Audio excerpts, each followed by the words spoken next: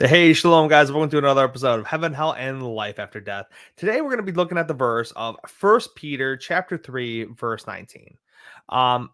Within this verse, especially, a lot of people will use this verse, misrepresent this verse astronomically, and they will make the claims and say that I am wrong, that when you are dead, you are not unconscious, you are not asleep, there is no knowledge. Oh, no. That doesn't mean that, because in First Peter 3:19 it says that Jesus went to hell and he preached the gospel to all those people in there. Well, that is not what it says. We're going to look at it exactly what it says. Too many people literally add their own thought to this, and it's completely insane.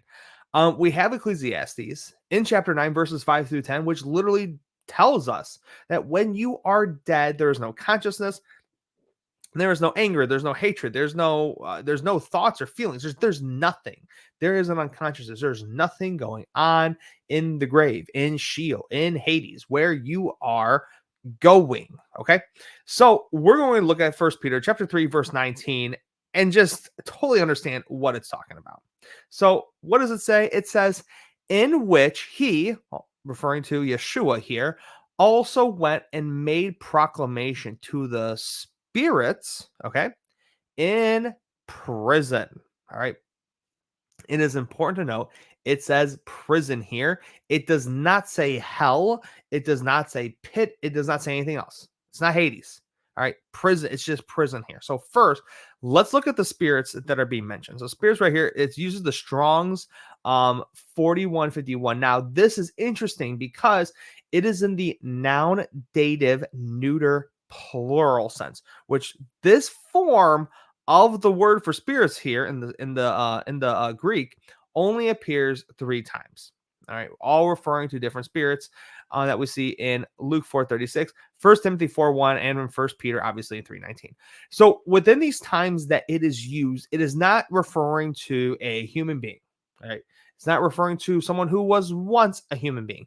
It is referring to evil spirits. Okay, so this is not talking about people, are loved ones who have died and who are now in the land of the dead where Jesus is going and to preach to them. That's not what it's saying. How this is used is it's talking about spirits, specifically evil ones. Okay. Now, in prison here, the prison for the Strongs is 5438. This literally means to guard, to watch. Some sort of containing is in here, right? So Yeshua, Jesus, in which he went and made a proclamation, right? What is he proclaiming? Is he proclaiming the gospels? Sure. I'm not going to argue that with any Christians, with any believers. I'm not going to argue that he didn't go to them proclaiming the gospels or the good news. But to say that he went and to proclaim the gospels, I mean, probably there's a good chance to. But what proclamation? Maybe the proclamation is I've come, or hey, judgment is near, right? To these evil spirits that are in a prison. Now, where is this prison? Now, we're going to talk about that, right? So, is this prison Hades? No. No, because but the dead know nothing, nor do they have any longer reward, for memory of them is forgotten. For there's no activity or planning or knowledge or wisdom in Sheol or Hades, where you are going. Okay. So here in this bubble of Hades, there is an unconsciousness there. Okay. You can't, Yeshua is not going to go there, right? Because you can't be conscious when you go there, right? Yeshua was unconscious for 3 days and 3 nights, and then he rose from the dead. Okay, so it can't be Hades. Okay, now what about the other place, Gehenna? Could it be Gehenna? No, because no one is there now. Gehenna won't be inhabited until after judgment, which the resurrection has to happen first. Revelation 20, 13 to 15 says, and the sea gave up the dead which were in them, and death and Hades gave up the dead which were in them, and they were judged. Everyone according of them to their deeds. Then death and Hades were thrown into the lake of fire. This is the second death, the lake of fire. And if anyone's name is not found written in the book of life, he was thrown into the lake of fire. Okay. So Gehenna, this happens after, okay, after Yeshua has come And if you're watching this video, Yeshua has not come yet. Okay. We are still waiting for him to come. Okay. When he comes, there will be a resurrection. Then there'll be judgment. We will be judged, right, on our deeds that we have done. All right. As John 5:28 to 30 say. And then we will either have everlasting life, or we will be thrown into Gehenna. Gehenna is then talked about, where the false prophet, the beast, death, and Hades will also be thrown into Gehenna. So it can't be Gehenna because no one's in there yet. It hasn't happened yet. So the other option, which is the only option, is Tartarus. Yes, because in Greek mythology, Tartarus here is a deep abyss that was used as a dungeon or prison of torment and served as a prison for the Titans. Okay.